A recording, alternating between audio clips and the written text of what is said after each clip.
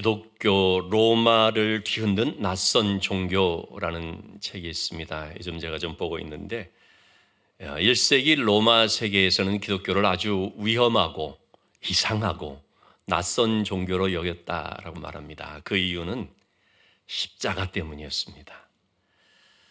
로마의 이 십자가형이라는 것은 단순한 처형 도구가 아니었습니다. 그것은 로마의 질서를 뒤흔든 위협할 만한 그런 행동하는 사람들을 억압하는 또 막는 그런 사회적인 장치였습니다. 그래서 노예 반란이라든지 정부의 자원을 절도한다든지 폭동을 일으킨다든지 사람을 선동한다든지 살인한다든지 심지어는 허가받지 않고 마술을 행한다든지 이런 모든 것들도요, 로마의 권력, 로마의 질서, 로마의 평화를 위협하는 행위로 간주하기 때문에 그런 일을 하는 사람은 십자가형으로 처형을 하는 것입니다.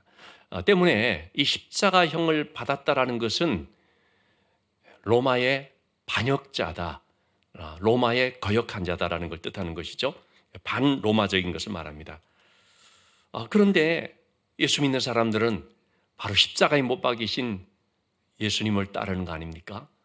그분을 섬기는 것이 아니겠습니까? 그러니까 도무지 그것이 이해가 안 되고 불온한 것이고 또 좀 거부감이 드는 것이었죠. 사실 그랬던 한 사람이 바울 사도죠. 그는 십자가에 대해서 도무지 이해할 수가 없었죠. 어떻게 십자가에 못 박힌 자를 따를 수가 있느냐? 그는 이단이지라고 생각을 했었죠. 그런데 그가 십자가에 대해서 눈이 떠졌을 때 이 십자가는 바로 하나님의 구원의 지혜와 능력이라는 사실을 발견하게 됐죠. 그래서 그는 십자가를 수치스럽게 여기는 것이 아니에요. 전에는 그랬었는데 오히려 십자가의 영광을 나타내고 십자가를 자랑하는 것을 마다하지 않는 삶을 살았습니다. 여러분, 이 십자가는 그런 점에서 주님께 속한 자들과 멸망하는 자들을 가르는 경계선이 된다 말할 수 있겠습니다. 우리가 십자가의 주님을 묵상하면서 이제 고난 주간을 맞이하게 되고 부활절도 맞이하게 되죠. 주님이 십자가를 지시면서 고난 당하신 것, 또 십자가에서 죽으신 것, 부활하신 것, 이것을 차례로 좀 살펴보고자 하는데요. 오늘 본문의 말씀은 주님께서 유대를 관할하는 로마 총독인 빌라도에게 신문을 받는 내용입니다. 총독인 빌라도는 평소에는 가이사라라는 곳에 머물러 있었습니다. 그런데 유월절이라는 명절을 맞이하게 되었을 때 치안 유지 때문에 예루살렘에 체류하게 됐습니다. 바로 그때 사람들이 예수님을 빌라도에게 끌고 왔습니다. 빌라도가 묻죠. 무슨 일로 고발하는 것이냐? 사람들이 말하죠. 행악자다. 무슨 죄명을 말하는 게 아니라 그냥 무조건 행악자다. 이제 막 억지를 부리는 것이죠. 그래서 빌라도가 말합니다. 그럼 너희들이 법이 있지 않느냐? 자기들이 율법이라는 것이 있거든요. 그걸 가지고서 벌하면 되지. 왜 나한테 데려왔냐 이 말이죠. 그러자 유대인들이 하는 말이 뭡니까? 우리에게는 죽일 권한이 없습니다. 사실은요, 여러분, 유대인들이 율법을 범하면 돌로 쳐 죽였습니다. 스데반도 그렇게 죽였거든요. 평소에는 그렇게 했던 사람들인데 빌라도에게 와서는 우리는 죽일 권한이 없습니다 이렇게 말하는 거죠. 다시 말하면 빌라도가 죽여달라는 것입니다. 그럼 왜 빌라도에게 그렇게 하는 것일까요? 그것은 바로 빌라도의 손을 빌려서 예수님을 십자가에 처형하게 하려고 하는 것입니다. 서두에 말씀드린 것처럼 십자가라는 것이 어떤 의미를 갖는 걸 알기 때문에 십자가에 죽도록 하게 만드는 거죠. 이것은 율법적으로나 정치적으로나 굉장히 중요한 의미를 가지고 있습니다. 정치적인 면에서는 말씀드린 것처럼 로마의 반역자다, 반로마적인 것이다라는 낙인이 찍히는 것이죠. 그런데 유대인 사회는 율법 사회이기 때문에 율법적으로 더 큰 의미를 가지고 있습니다. 신명기 21장 23절의 말씀을 보면 나무에 달린 자는 하나님께 저주를 받았다. 그래서 이것이 깊이 인식되어 있었기 때문에 누구든지 나무에 달린 자는 이유여를 막론하고 저는 하나님께 저주받은 자다. 그렇게 여기는 것입니다. 예수님을 나무 십자가에 매달리는 것은 이렇게 하나님께 저주받은 자라는 것을 사람들 하여금 알게 하기 위해서, 그렇게 여기게 만들기 위해서 빌라도에게 그것을 요청을 하는 거죠. 자, 그런데 여러분, 예수님이 이렇게 나무 십자가에 달려서 죽게 되는 이 일은 사실은 오늘 보면 32절 말씀 나오는 것처럼 하나님께서 하신 그 말씀을 응하게 하려 함이라. 하나님의 말씀을 성취하는 것이었습니다. 구약에서도 여러 차례 그런 말씀이 있습니다만 십자가를 달리시기 전에 주님께서는 제자들에게 수차례 말씀했던 부분이 마태복음 20장 16절에서 18절 19절에서 말씀하는 것처럼 이미 예수님이 어떻게 죽음을 당할 것인지를 말씀을 하셨습니다. 대제사장과 서기관들에게 넘겨져서 그들이 죽이기로 결의하고 이방인 즉 빌라도에게 넘겨줘서 그래서 조롱당하고 채찍질 당하고 십자가에 못 박게 할 것이다. 이렇게 십자가에 못 박혀 죽을 것을 말했는데 여러분, 예수님께서 왜 십자가에 못 박혀 죽으시는 것입니까? 하나님께 저주를 받았다라는 낙인이 찍히는데 왜 그렇게 죽음을 당해야 하는 것일까요? 갈라디아서 3장 13절 말씀에서 그것을 잘 말해주고 있습니다. 예수님이 이렇게 나무에 달린 것은 바로 우리의 받을 모든 저주를 다 감당하시기 위함이었다는 것입니다. 즉 우리를 율법의 저주에서 속량하시기 위해서 우리가 받을 저주인데 주님이 받으시고 우리가 달려야 될 그 나무에 주님이 달리셔서 그래서 모든 저주를 다 받으셨다라고 성경은 말하고 있습니다. 자, 어쨌든 백성들이 빌라도를 찾아와서 예수님을 이렇게 해달라라고 요청을 하게 되었을 때 빌라도가 어떻게 합니까? 예수님을 이제 신문을 하게 됩니다. 33절 말씀에 먼저 묻기를 네가 유대인의 왕이냐 말합니다. 이 말은 좋은 뜻에서 하는 말이 아닙니다. 로마의 총독인 빌라도는 오직 관심이 로마의 질서, 로마에 반역하느냐 이것입니다. 그래서 내가 유대인의 왕이냐 이 말은 네가 제자들 혹은 사람들을 동원해서 이 로마라는 정부에 로마에 반역하는 일을 했느냐, 그런 혐의가 있느냐 그걸 묻는 것입니다. 빌라도는 어떤 종교적 율법적인 데 전혀 관심이 없습니다. 과연 이 사람이 사람들 말하는 것처럼 로마에 반역하는 것이 맞느냐 이것만 따지고자 하는 것이죠. 그래서 주님은 빌라도에게 분명하게 말합니다. 36절 말씀입니다. 내 나라는 이 세상에 속한 것이 아니다 라는 것이죠. 만약에 내 나라가 이 세상에 속한 것이었다면 내 종들이 싸워서 나로 유대인들에게 넘겨주지는 않게 했을 것이다. 주님 말씀하시는 내 나라라는 것은 이 세상에 속한 것이 아니고 여기에 속한 것이 아니다라고 말씀을 하고 있습니다. 자, 그런데 여기서 이 속했다라는 말이 무슨 뜻인가? 즉 이 세상에 속한 것이 아니다라는 것은 이 세상으로부터 온 것이 아니다. 이 세상에 기원한 것이 아니다. 그 뜻이 됩니다. 주님의 나라는 누구로부터 기원한 것입니까? 하나님께로부터 온 것입니다. 다시 말하면 하나님께 속한 것입니다. 그 세상 나라와 다른 것입니다. 여러분, 우리는 이 세상에 살고 있지만 세상 나라에 속한 자가 아니라 하나님 나라에 속한 자이고 때문에 하나님 나라에 속한 자로 살아야 됩니다. 그런 예들이 뭡니까? 여러분, 이 세상의 가치관이 어떻습니까? 오직 물질 중심입니다. 물질이 신이 되어버렸어요. 사람들은 물질의 종으로 살아가지 않습니까? 이 세상에 속한 자로 살아간다는 것은 바로 그런 물질 중심의 사고를 가지고 살아가는 것이겠죠. 물질 만능, 물질을 위해서라면 뭐든지 할 수 있다. 물질이라면 뭐도 다 할 수 있다. 이런 식의 가치관. 근데 여러분, 우리가 하나님께 헌금을 드리고 11조를 드리고 이것이 뭡니까?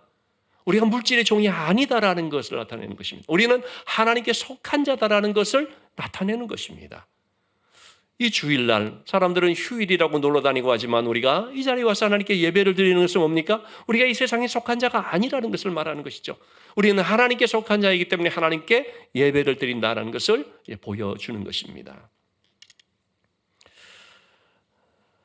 아담의 범죄 이후로요, 세상은 공중 권세를 잡은 악한 영이 인류 위에 군림해 왔고 그래서 사탄의 통치 아래 사람들은 음란과 폭력과 거짓과 미움과 절망과 슬픔과 분노와 이 두려움의 노예가 되어서 살아가고 있습니다.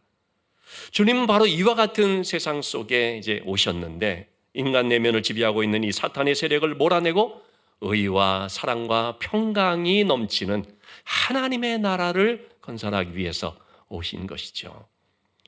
이 세상이 아니라 내 나라는 하나님께 속한 것이다 라는 것을 주님께서 말씀을 하시자 빌라도가 다시 묻습니다. 37절의 말씀에 그러면 내가 왕이 아니냐.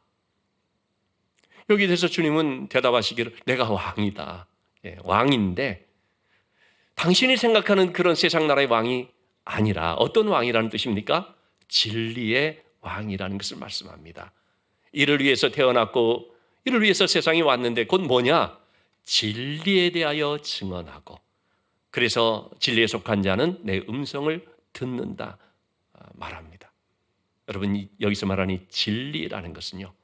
주님의 말씀, 주님의 십자가, 주님 자체를 일컫는 말입니다. 세상의 왕들은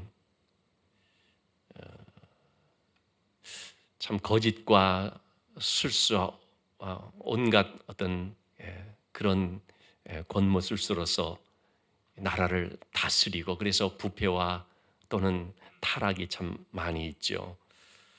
왜 그렇게 되는가? 진리가 없기 때문입니다. 진리가 없는 사람들의 삶도 똑같은 것입니다. 진리가 없으면 여러분 이렇게 되는 거죠. 그런데 주님은 그런 세상 왕들과는 다른 진리 자체이시기 때문에 하나님의 아들이지만 우리를 위해서 자기의 생명을 대속제물로 내어주신 것입니다. 그래서 여러분 진리라는 것이 무엇이냐 말할 때 그것은 바로 우리를 구원한 십자가가 진리시다.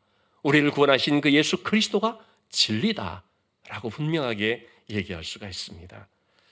주님은 그것을 우리로 잘 알게 하기 위해서 진리의 영 성령을 보내셔서 우리를 진리의 길로 인도하십니다.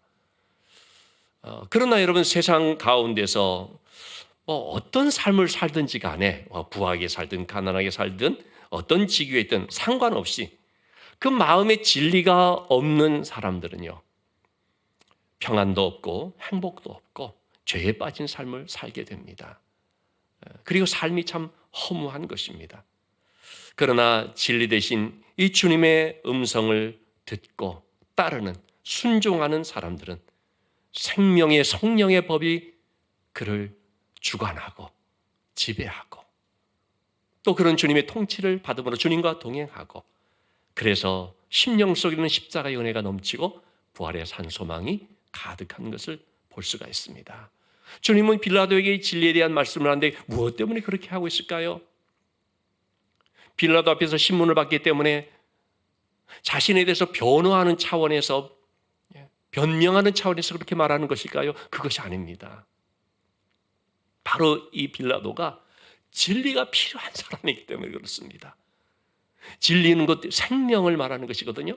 왜냐하면 예수님의 십자가의 죽으심은 우리를 살리는 생명의 역사지 않습니까? 그래서 진리 대신 예수님은 그것도 우리에게 생명 주시는 분이고 생명이다 말할 수가 있고 그래서 주님은 나는 길이요 진리요 생명이니 그렇게 한 건데 빌라도가 바로 이 생명되는 진리를 갖게 될 때에 그는 영원한 하나님의 나라의 자녀로 인도함을 받을 수가 있어서 그래서 주님은 빌라도에게 정말 긍휼히 여기는 심령으로 진리에 대해서 말하는 것입니다. 진리 안으로 초청하고자 하는 것입니다. 그러면 그에게 새로운 생명의 삶의 시작이 될 수 있는 것이죠. 자, 그런데 여기에 대한 빌라도의 반응이 어땠습니까? 그는 38절 말씀 진리가 뭐냐?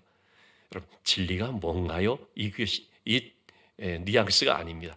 진리가 다 뭐냐? 이런 표현입니다.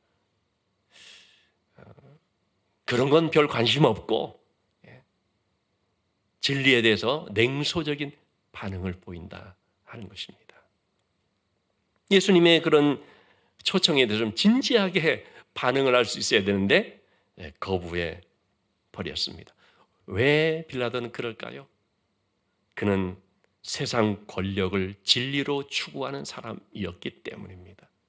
그래서 자기 자리, 자기의 출세, 자기의 어떤 영달, 이것만이 그에게는 관심사가 되는 것이죠.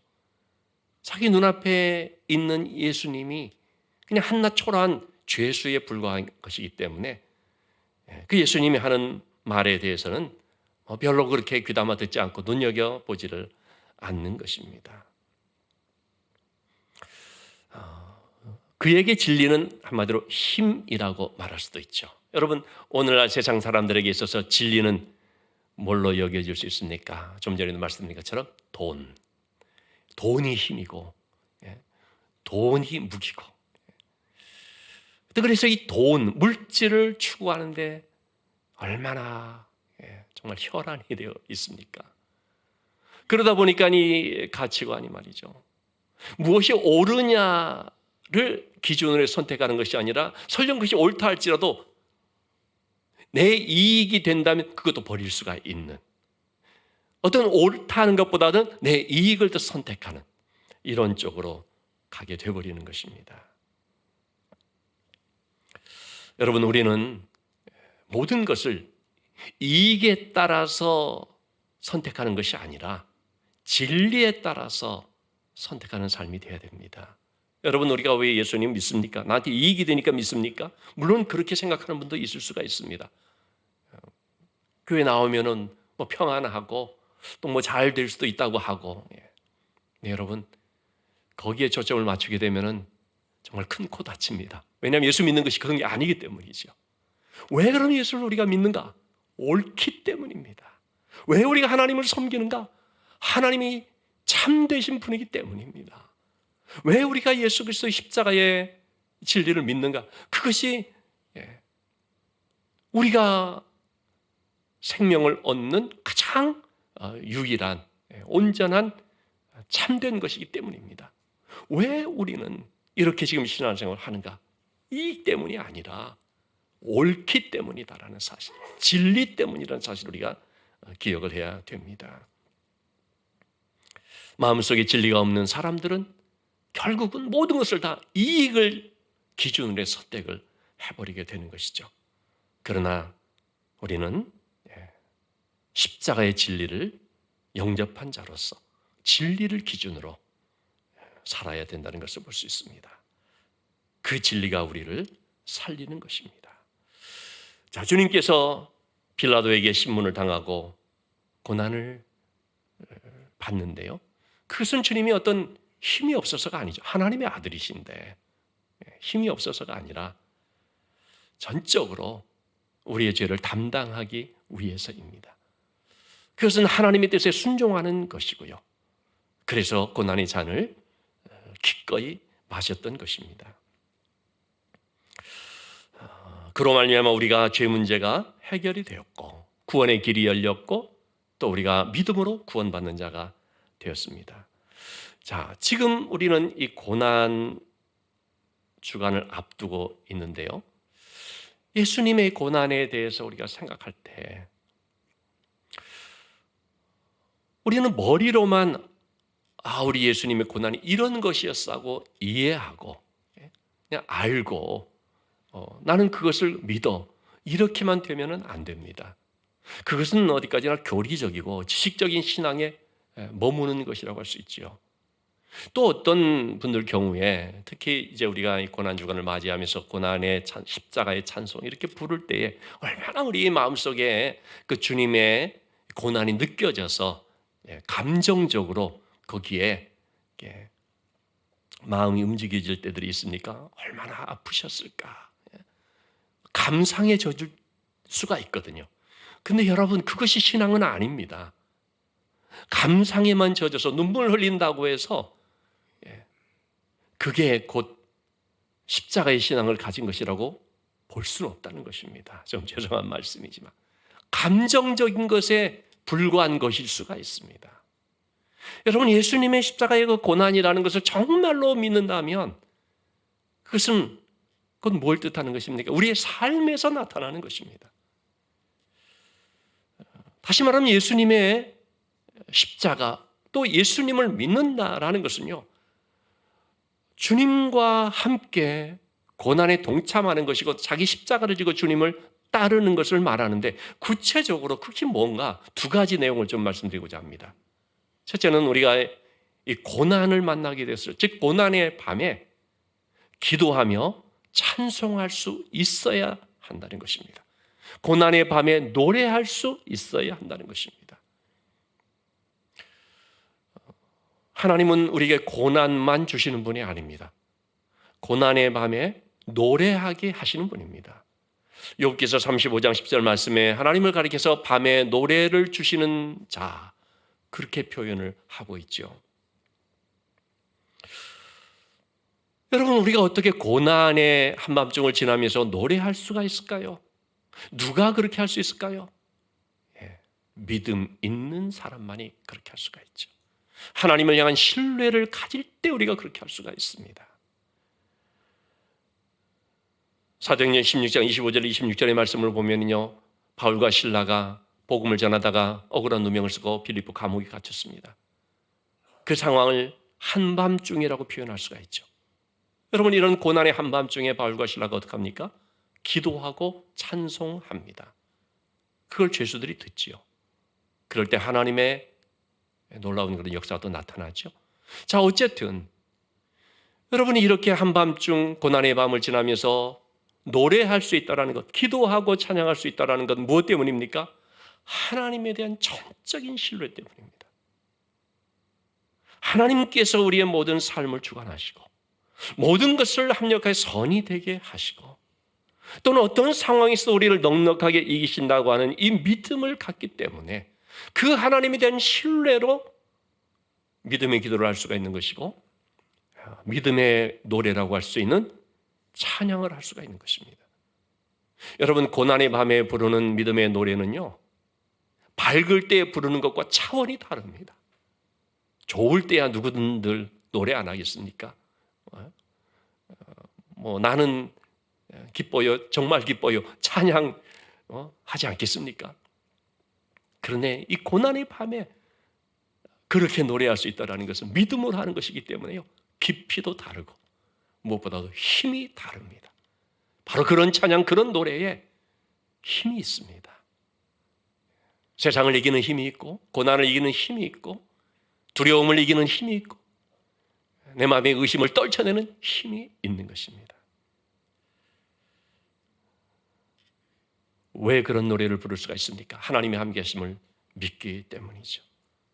그런 사람이 바로 고난의 밤을 지날 수가 있습니다. 그리고 그런 사람들은 세상이 감당할 수 없는 사람이다 라고 말할 수 있겠죠. 자, 믿음의 실제적인 삶, 고난의 밤에 노래할 수 있는 것. 두 번째는요, 이 고난의 밤에 하나님의 약속의 말씀을 붙들고 순종하는 것입니다. 아브라함에게 하나님께서 독자 이삭을 바치라고 했습니다. 이거는 정말 생각할 수 없었던 고난이죠. 엄청난 고난이죠. 그 고난의 밤에 아브라함은 어떻게 합니까? 하나님의 약속을 붙들고 순종하기로 결단하죠. 어떤 약속이겠습니까? 하나님이 너희 독자 이삭, 너희 자녀를 통해서 모든 열방이 복을 받을 것이다. 너희 자손들이 하늘의 별처럼 또 바닷가의 모래처럼 셀 수 없을 만큼 번성할 것이다. 하나님의 말씀을 주셨거든요. 아브라함은 바로 그 약속을 붙잡은 것입니다. 이삭을 통해 하나님이 정말 죽일까 살릴까 그런 걸 떠나서 하나님이 분명 이 자녀를 통하여 나에게 주신 약속을 실현해 주신다. 이 하나님에 대한 신뢰를 가지고 말씀을 붙잡을 수 있었기 때문에 그는 기꺼이 순종했던 것입니다. 여러분, 우리가 고난을 당할 때 마음이 상하게 되는 경우들이 있죠. 지난 금요 심야 기도회 때 그 말씀을 드렸는데요, 이스라엘 백성들이 광야 생활을 하면서 길로 말미암아 자기들이 원하는 길로 가지를 못하고 둘러가고 거친 길로 가고 하니까 마음이 상해서 원망 불평하는 내용을 봤습니다. 여러분, 음식도 상하면 부패하니까 먹지 못하죠. 상한 음식 먹었다 탈나죠. 그냥 버리죠. 음식이 상한 것보다도요, 더 큰 문제는 마음이 상해버리는 것입니다. 누구에게 상하느냐? 하나님께 상해버리는 거죠. 아니 내가 그래도 신앙생활하고 있는데 하나님이 나에게 이럴 수 있느냐? 아니 왜 나한테 이런 문제를 주느냐? 이런 아픔을 주느냐? 이런 슬픔을 주느냐? 하나님 나 정말 사랑하는 거 맞느냐? 하나님 나와 함께하는 거 맞느냐? 나 그런 하나님 못 믿겠다. 그런 식으로 마음이 상해져 버리게 되면 원망 불평이라는 쓴 물만 나오게 되죠. 그럼 하나님께 불순종하게 되고 하나님에게서 멀어져 버리게 됩니다. 여러분 고난의 마음을 만날 때 하나님에 대한 신뢰를 갖지 못해서 이렇게 마음 상하는 일이 없기를 바랍니다. 그러면 나만 불행해지는 거거든요. 고난의 마음을 만날 때 하나님의 약속을 붙잡을 수 있길 바랍니다. 하나님의 그 신실하심을 붙잡을 수 있길 바랍니다.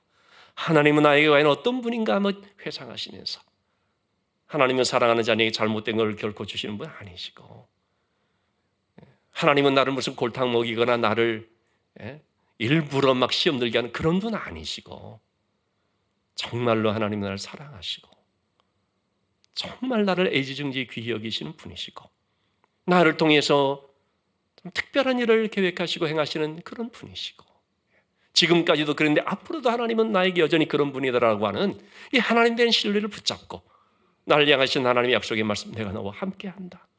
내가 너를 반드시 지켜준다. 이 어려움의 과정 속에서도 이겨나갈 수 있게 도와준다. 여러분 이 말씀을 붙잡고 순종할 수 있어야 하겠습니다. 그럴 때 바로 그런 사람에게 하나님의 임재가 경험이 되는 것입니다. 아브라함이 하나님 앞에 그런 말씀 붙들고 순종하며 나갈 때 어떻게 됐습니까? 하나님의 임재를 경험합니다. 여호와 이레의 하나님. 하나님이 제물을 다 준비해 놓으셨고 그래서 하나님께서 참 아브라함의 그 믿음을 받으시는 그런 모습을 이제 깨닫게 되었죠. 여러분 이처럼 우리가 하나님께 순종하며 나가면은요 이런 하나님의 임재를 경험하는 일들을 우리가 만날 수가 있습니다. 제가 지난 주간에 한 책을 읽는데 옥하는 목사의 설교 세계라고 하는 책인데요. 이런 구절을 봤습니다. 성도들은 세상을 또는 세상의 것들을 즐기는 자들이 아니라 성도들은 하나님을 그리고 하나님의 것을 즐기는 자들이다. 그의 임재를 즐기는 자들이다. 저는 그 구절이 너무 마음에 와닿았습니다. 정말로 여러분 그렇습니다. 우리 하나님의 사람들은 하나님을 그리고 그 하나님의 임재를 즐기는 자들입니다. 우리 인생 속에서 그런 것들을 경험하면서 살아가는 낙이 그런 재미가 있는 것입니다. 예수 믿는 사람 술, 담배도 안 하고 뭔 재미로 살아하지만 여러분 우리는 하나님의 임재를 즐기면서 사는 자들입니다. 세상 사람들은 그걸 모르죠. 어제 우리 세 가지 환영회를 했습니다. 참 은혜 가운데 귀한 시간이 되었는데요. 우리 김영경 집사님이 간증을 했습니다. 제가 김영경 집사님에게 좀 부탁을 했거든요. 참 모든 것들이 안정되고 괜찮은 직장에서 잘 지내고 있다고 싶을 때 림프종이 발병이 됐습니다. 한마디로 고난의 밤을 만난 것입니다. 그런데 그때 하나님의 말씀을 붙들고 기도한 것이죠. 기도하는 가운데 참 황홀한 체험을 하게 된 것입니다. 빛이 임하는데 자기 목을 향해서 림프종이 있는 그걸 향해서 비춰지는 것을 경험하게 된 거죠. 얼마나 기쁘고 감사하고 확신이 드는 하나님이 치료하시는구나. 여러분 그것이 바로 하나님의 임재를 경험하는 것입니다. 어떤 신비한 뭘 말하자가 하는 것이 아니라요. 이 하나님의 말씀을 보면서 기도하는 가운데 하나님께서 우리의 마음속에 평안을 주시고 확신을 주시고 소망을 주시게 된다면 여러분 그것이 바로 하나님의 임재를 경험하는 것입니다. 하나님이 나를 터치하시는구나. 하나님이 나를 알고 계시구나. 하나님이 나와 함께 하시는구나. 여러분, 우리가 고난 가운데 있다 할지라도요, 이런 하나님을 신뢰하면서 기도하며 찬송하며 순종할 수 있게 되기를 주님의 이름으로 축원합니다. 그래서 하나님의 선하심을 경험하며 함께 하시는 은혜를 체험하며 특별히 하나님의 임재를 자주자주 즐기는 복된 삶이 될 수 있기를 원합니다. 여러분, 이 시간에 우리 함께 기도하실 때 우리에게 있는 이 고난, 예수님의 십자가의 고난을 우리가 단지 묵상하고 끝나는 것이 아니라 이 고난의 삶 속에서 우리가 기도하며 노래하며 약속의 말씀 붙들고 순종하는 삶을 살 수 있게 해달라고 우리 합심하여 함께 기도하시겠습니다.